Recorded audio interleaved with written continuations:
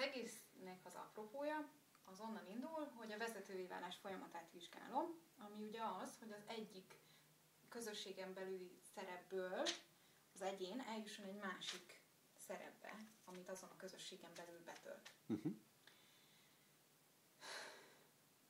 És ami alapfogalom szükséglet ehhez, hogy ugye létezik egy valósága az egyénnek, amit itt piros négyzettel jelölök, de ez a valóság, ezt ugye nem úgy értelmezhetjük, mint egy ilyen abszolút, definit létező dolgot, hanem az egyénnek van erről egy mentális reprezentációja a fejében, egy kép, amit ő alakít ki, előfeltevések, hiedelmek, szabályok, amiket ő igaznak gondol. Ezt nyilván befolyásolja az a közösség, aminek ő tagja, hiszen ő az is adja a struktúrát, a szabályokat, a normákat, normarendszereket. És amikor egy egyén szerepet vált, akkor tulajdonképpen az történik, hogy ennek a mentális reprezentációnak, tehát hogy a valósága, az ő általa érzékelt valóság változik meg, hiszen azok a kis építő kockái, építő egységei ennek a mentális reprezentációnak, azok hirtelen más viszonyban állnak a szervezethez. Tehát, hogy a szervezetben ő egy új szerepet fog betölteni, ahogy a viszony változik, ugyanúgy ezek a kis kockák is változnak és átalakulnak, és egy feladatot máshogy fog megközelíteni. Igen. Tehát amikor el kell végezni azt, hogy nem tudom, elkészüljön egy riport, akkor innentől ő nem megcsinálja, hanem kiadja az utasítást, hogy csinálják meg. És számon kéri, hogy készen van-e. Tehát, hogy ilyen máshogy fog hozzáállni ugyanazokhoz a dolgokhoz.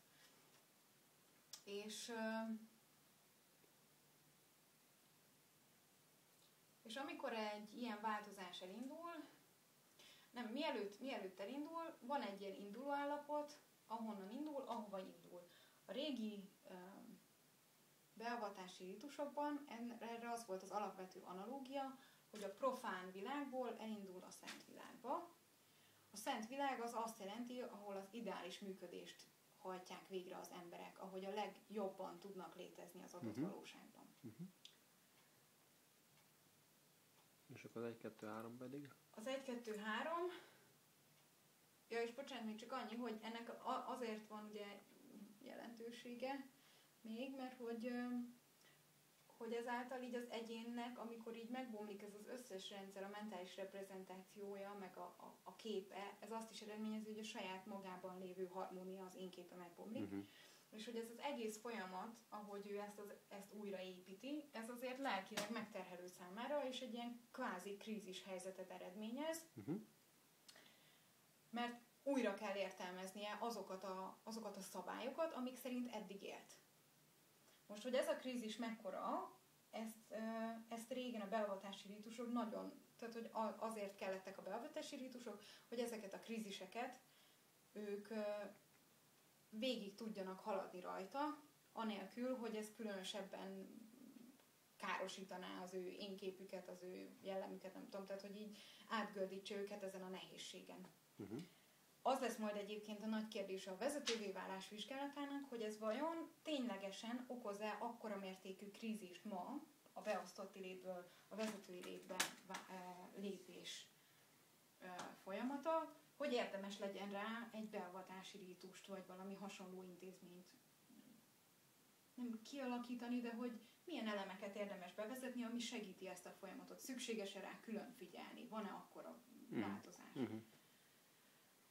És igen. És még annyi, hogy az egész, a beavatási rituáléknak, ugye ez volt a megoldás a régi rendszer, a tradicionális társadalmakban, és ennek nagyon fontos, hogy 3 szakasza volt. Először az elválasztó rítusok, aztán a határhelyzeti rítusok, majd a befogadó rítusoknak kellett egymás után következnie, és ez a 3 együtt tudta elérni azt a hatást, hogy a végén egy új szerepében kompetens és legitim egyén tudja betölteni azt az új szerepet a közösségben, amit ugye, igen, azt az új szerepet, amit éppen szeretne, vállalt.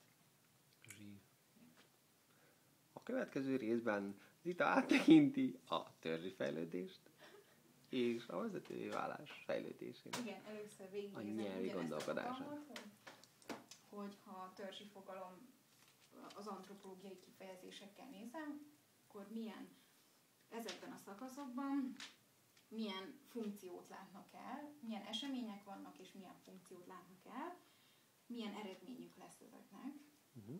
És ezen végigmegyek, és aztán pedig ugyanezt a folyamatot megpróbálom végignézni úgy, hogy már nem antropológiai és szociológiai kifejezéseket használva, hanem azokat, ahogyan egy változási tanulási folyamatot vizsgálunk vezetéstudományi megközelítéssel, paradigmán belül. Zsír. Köszönjük, Zita.